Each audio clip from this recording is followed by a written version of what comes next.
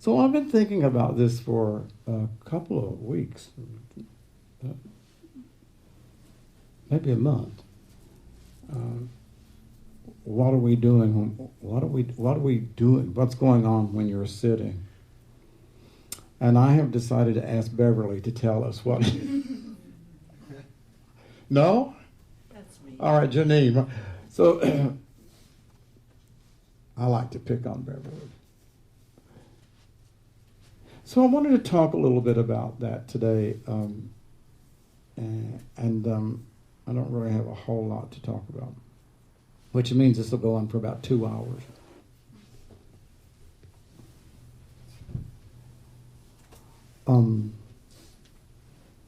What's going on when you're sitting. There's a teacher that I know is a very well-known American teacher. He's really a very excellent teacher. And he's very interesting. He tinkers with meditation. He's sort of you might say a computer wonk, but he's just been fascinated with honing the skill of sitting, and he's been doing this for, as far as I know, for 20 years. And he comes up with new techniques, and he changes his techniques, and they're and they're good. They're very excellent. It's never been my tendency to. I think most of you would agree that those of you who sit here I don't really much talk about technique. Do I? Sometimes. And but obviously it's kind of important. What is it you're doing when you're sitting and closing your eyes? What is it you're aspiring to? So that idea of that it is the posture has to be living. The posture of sitting must be this continually living endeavor. It's a kind of a wonderful thing to aspire to, but that doesn't necessarily mean that we can pull it off. I mean, basically, when you think about sitting, what's going on? Thinking. Is there much thinking going on when you sit? How many people think a lot? That might not necessarily be considered living, right? I mean, thinking is we do a lot of thinking, right? But it's not necessarily so that thinking is living. And then, other than thinking, what about sleeping, or some form of sleeping, which would be. Now, I always peep when I sit. That's the only way I can stay awake, right, is I look at you all. Other than that, I would be sleeping. But so I will check everybody out, and watch. And it's really interesting because everybody has their own little. I've learned over a period of time I know usually which way you're going to lean, where your neck is going to end up, and then every once in a while I look and say, "My God, is she asleep?" And then I think, "No, I don't think so," or "He's asleep." So we go from thinking to kind of dozing out, thinking to dozing out. And I don't think that's necessarily living. The body's living, thank God. And it's living until it's crushingly dead.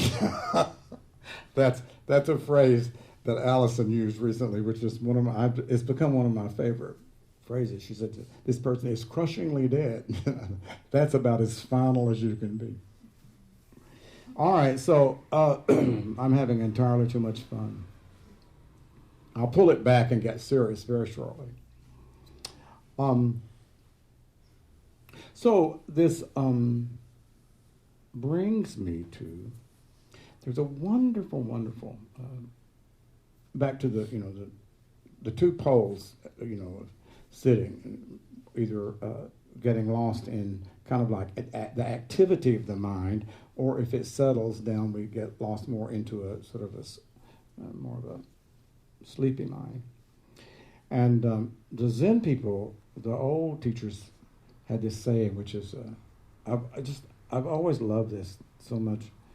They'll say, he or she. It's all they say he too much, but they'll say he's making his living in the ghost cave. He makes his living in the ghost cave. What does that mean? Sitting there on the cushion or was there? She's sitting there making her living on the ghost in the ghost cave. What is the ghost cave? How much of us make our living in the ghost cave? Thinking in the ghost cave. It's a wonderful expression. So, I wanted to share with you all. I've been kind of checking out, tracing back to radiance. Travis noticed that I was carrying this because we're getting ready to have our all-day retreat on the 12th. Is it the 12th of December?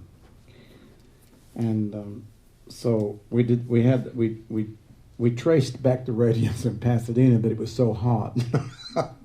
Some of us were not able to trace it back, so we're going to try to trace it back again December the 12th. But this is a wonderful teaching, and so we're going to go into it more December the 12th. And so I'm just sort of like leafing through, and you know, I think I'll underline what's important, and then of course I just I underline every sentence. Then I think, but then you know, none of it makes any sense. But I wanted to read this because I love this, and I wanted to go find it, and I did, but my eyes are not working. So I'm not reading very much. The Dharma nature is originally ever calm. The Dharma nature is originally ever calm. I guess that kind of means it's always calm, right? It's always, there's always a calmness in the Dharma nature. Vast and without borders. But if you settle the mind within, grasping or rejecting, you will constantly alternate between these two. If you settle within, you will alternate between grasping and rejecting, grasping and rejecting. Now that's making your living in the ghost cave, right? That's what they mean by making your living in the ghost.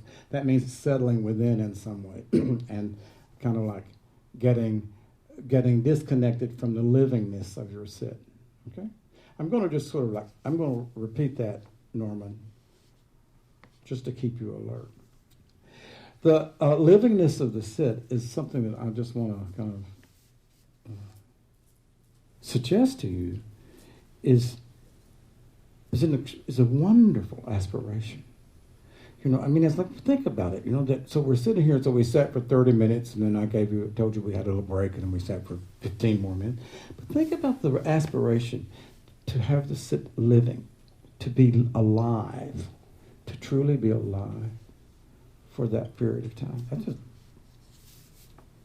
you know, it's like, and then, you know, maybe some people would say, well, what do you mean I was alive? I came here and I sat down. I was like, I was alive when I was sitting right for 45 minutes, and I could do it for an hour. So the aspiration, so what does that mean to be alive, for the sit to be living, you know, moment by moment by moment? What does that mean? Don't ask me. So anyway, so he said something about like if you settle in this place, in what I call this ghost cave. You settle in this cave that's somewhere behind the eyes. You settle there, and to some extent we get caught in what he calls is grasping or rejecting. So here comes the kicker. And I have to confess I'm not able to focus very well. This is funny. See if this applies to anybody. You can apply this to me too, Beverly. Okay, see if this is applies to anybody in this room. All right? Wearing a serious expression while he sits in meditation. Did anyone have a serious expression on your face while you were sitting? I hate it that they say he, by the way. This is just their a fairly serious limitation. Anyway, but it's really delicious. Okay, so Janine, did you have a serious expression when you were sitting, honey? All right, so here we go. Wearing a serious expression while he sits in meditation, he enters The word is jhana, but okay, I'm going to say he enters or she enters a trance-like state. Very good, right? It's called absorption. It could be called samadhi. But anyway, so wearing a serious expression on his face, he enters absorption. Okay, well, that's good, isn't it? He absorbs the sense spheres and calms the mind's thoughts and imaginations. Now, what that means is when you absorb the sense spheres, the sense spheres. I read this morning. I had a hard time pronouncing that word. It almost because I had a stroke recently. Samadhi is actually, to some extent, the meaning of samadhi is actually absorbing the sense spheres, right? I mean, that's kind of like, it's a very big leap, a very, very, very big deal. To absorb the sense spheres means that they're no longer outside, right? And so the ears are not going out, the eyes are not going out. I mean, to absorb the sense spheres means that you are sitting in pretty heavy and deep meditation, which is a great thing. And of course, he says, also wearing a serious expression on your face. So then he says, but, there's always a but, children. But, this is the cultivation of a mechanical wooden man. Mm-hmm. Where will he ever arrive? No, when will he ever arrive at the other shore? Did everybody get that? I mean, it's pretty delicious, Cindy. Okay, so he says that this person, this sitting in this deep sort of, place with this serious expression on your face, that he describes this as meditating as being a wooden mechanical person. And then he says, when will this person ever reach the other shore? The other shore is an expression of enlightenment, right? Or awakening. Right? It's one of the Buddha's most beautiful metaphors, standing on this shore. So I love this so much. So I mean, it's really for you and it's for me. Okay, it's not for somebody. It's not for somebody, some other meditation center. I love it for us. Do we sit sometimes like a wooden man?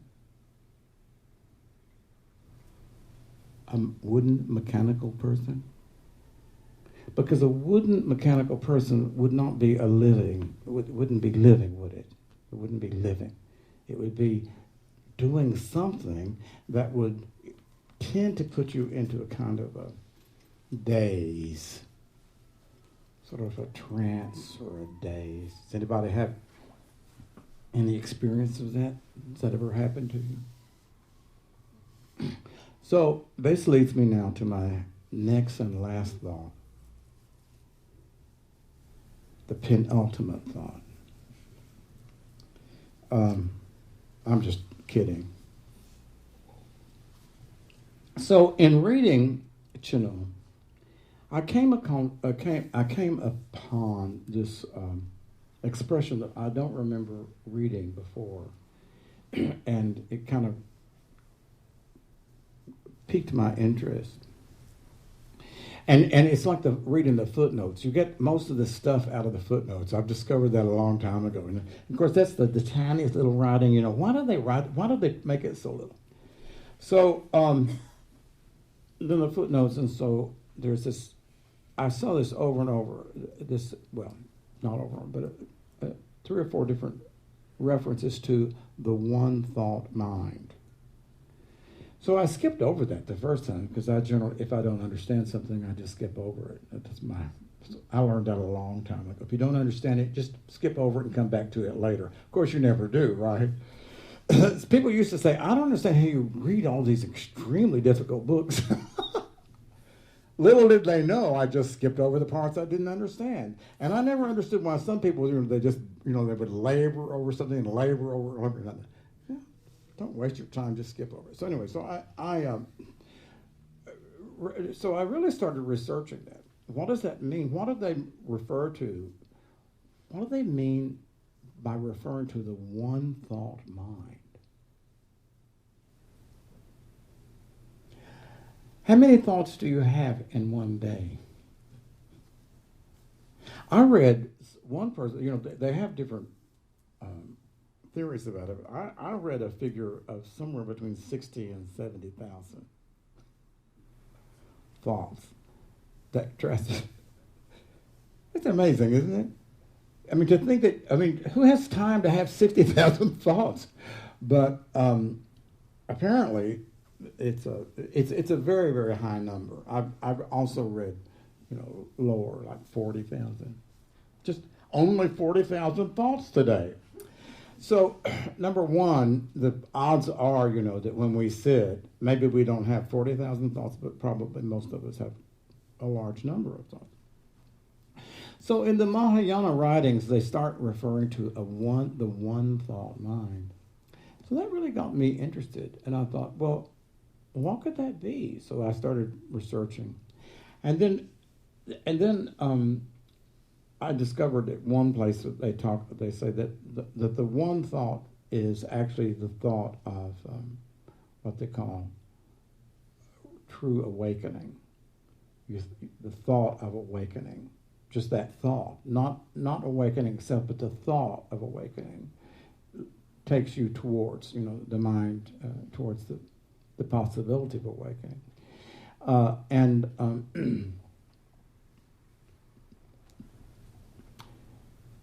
I started thinking, what if, let's go back just a minute. So I remember Nisargadatta used to talk about this a lot.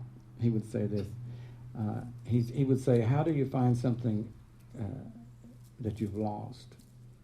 He'd say, well, if you've lost it, you really start looking for it. Right? So if you've lost something that's valuable, when you had a diamond ring that was stolen, some silver stolen in your house, right? And that wasn't that easy to forget about it, right? I mean, say, oh well, easy come, easy go. I remember when Jane gave a Dharma talk about her house being robbed. She seemed to have some equanimity with it, but let's just say that someone really, really, really pisses you off. I mean, really pisses you off. I've had that experience a couple of times. How easy is it to let that go? I mean, if someone hurts you, someone has hurt your feelings really bad, what's the one thought? I mean, that's a one thought, isn't it, that comes into your mind? I mean, whatever that is. But I mean, it's like, it doesn't leave so easily. So the mind has this extraordinary capacity to obsess on something, right? I mean, revenge. Has anyone ever heard of revenge? That's a good one, right? I mean, it's like you start thinking, well, I'll show her, I'll show him. Right? So the mind, it'll go on to that. So we know that the mind has this extraordinary capacity to glom onto one thing. It really does. I remember for some reason, it just kind of captured my imagination. I remember seeing a picture of, there's a thing called Boys State, and where you go, and Boys Nation also. But anyway, so I saw this picture one time. They had, and by the way, I went to Boys State when I was in high school. I was the fireman or something. I never understood it. I didn't understand a moment of it when I was there, why I was there, and what I was supposed to do. But anyway, so there's this picture of these the ones who, if you really excel at Boys State, you get to go to Boys Nation, and and then you run for governor, you run for this. Anyway, so there's this picture of all these young men in high school in the Rose Garden, and John Kennedy was the president, and one of those little young men is Bill Clinton. William Clinton is standing there, and he has this look on his face, right? It's awe seeing this president. What do you think his one thought was? What do you think the one thought that this person had? Probably from 14 on. And we could say perhaps his wife has had a similar thought. Never mind. I don't want to get into politics, but the power of the mind is unbelievable. when it can glom onto something, it can make a miracle. There's no question that that's true. It can create an absolute miracle. It can create anything. The problem that we have is mindlessness. We can't remember that thought, right? So if you were I standing in the rose garden, right? I mean, because I'd had a shot at it because I did. I was high school. They sent me to Boy State. Well, if I was standing there looking at the president, I don't think that I would have had that thought, that would have lasted, through 1 year, 2 years, 3. So mindfulness is this extraordinary capacity to remember from moment to moment to moment to moment to moment.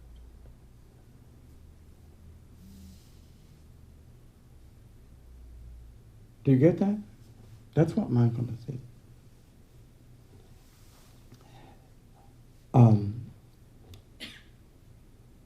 So we're all stuck with this problem of not remembering what the hell we're doing, even when we're sitting for 45 minutes. Right? We're stuck with this. I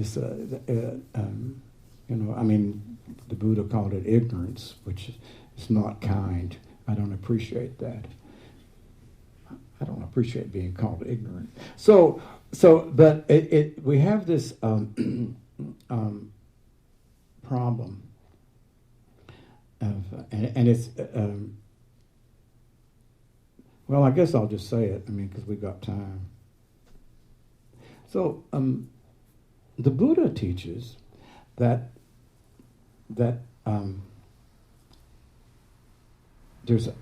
each mind moment is separate. Right, it's not like they're continuous. Each mind moment, there's a discrete space between each mind moment. So this is, of course, how you get to this whole thing of impermanence, right? Because since reality seems to be just like a discontinuous stream, it's a stream and yet it's discontinuous. We have this problem of, in our mind, it's very easy for us to, like one little skip and we're gone, right? It's not like it's not like consciousness doesn't necessarily leap across and remember and remember and remember and remember, if that makes sense. So anyway, the teaching of the Nietzsche is, it's like, I think I said this years ago, that in Nietzsche, it's the good news and the bad news. It's the good news that we don't remember all this shit, right? But the bad news is we don't remember all this shit, right? So it's really true. So Nietzsche it's like we wake up and we truly are brand new, right? We truly are brand, and I think most of you have to some extent we have that awareness, right? That's a Nietzsche. All the crap that went on today, and you can go to sleep tonight and it's like you may have lots of things lingering and stuff, but if you're lucky and you have a good sleep, you'll wake up, it's gone. It may not be, it'll come back within 3 seconds. I remember what she said to me, or I remember what I've got to do, or oh my God, it'll come back, but it's temporarily gone. That's a Nietzsche. So the problem is we're not able to maintain that one thought mind when we sit. So instead of maintaining that one thought when we sit, we get into the world of, it's a pampacha, proliferation. We get into a world of 40,000 thoughts, right? Really. So I am going to suggest to you that one of the ways that we come to a livingness, we come to this keeping the sit alive, is that we it's not that we try not to think, but we try to take the mind into one thought and stay and nurture it and stay with it. What would that thought be?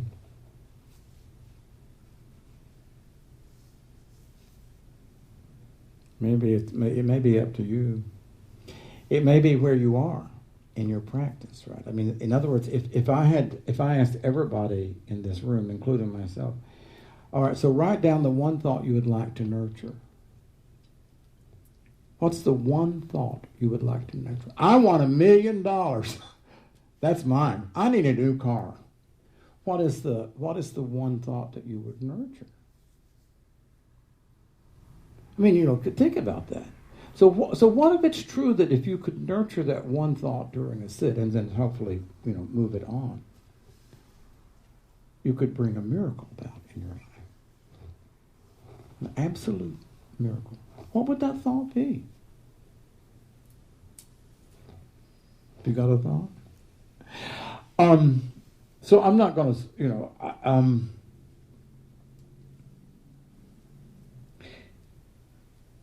so sometimes the thought that I did while you all were sitting with me and while I was sitting with you, this is awake. I thought that for 45 minutes. This is awake. Sometimes that thought went away. Right? It's not that but that was the thought. And for sure, if I watched the mind going off, because somewhere around, I want to say 10:30, but it wouldn't be 10:30. Well, what is it? 4:30. Sometime around 4:30, I rang the bell, right? And so then I thought, so what am I going to talk about? The mind went to the Dharma talk, right? The mind went, and so then I went back to this is a way. And it's not as, and I'm not suggesting that it's like a mantra. It's not like a mantra. It's not like, trying to create some mantra in your mind. It's a thought. It's an actual thought. If you have a thought that you nurture, you can't have other thoughts. Because that's just the nature of the mind. You can't maintain two thoughts going at the same time. So I'm going to suggest to you that it wouldn't be a bad idea for you, and you, and you, and you, and you, and you, and you, and you. It wouldn't be a bad idea to just start asking yourself, what's the thought I'd like to nurture?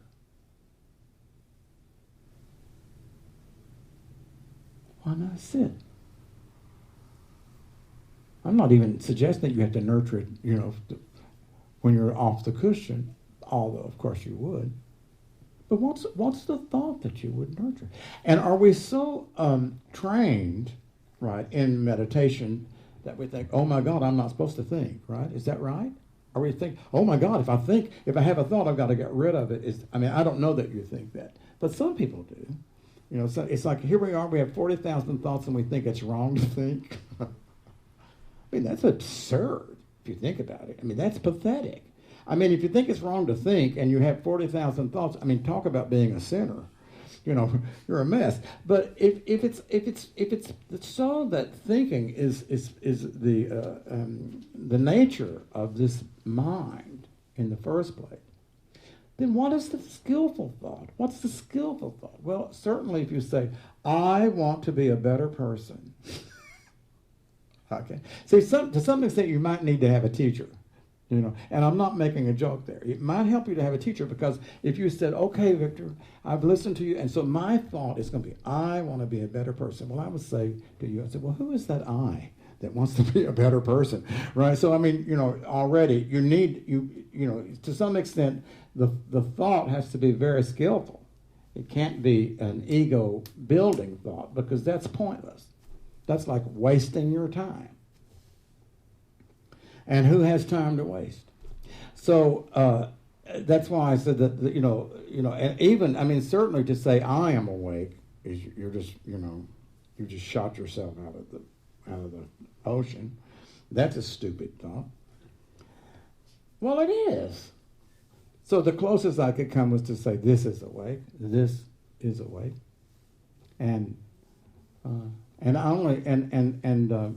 was only just what I chose to do.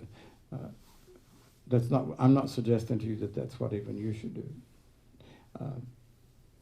But I'm suggesting to you that and I'm so glad that I read that, the one thought mind. I'm suggesting to you that we have the capacity to nurture a skillful thought in the mind.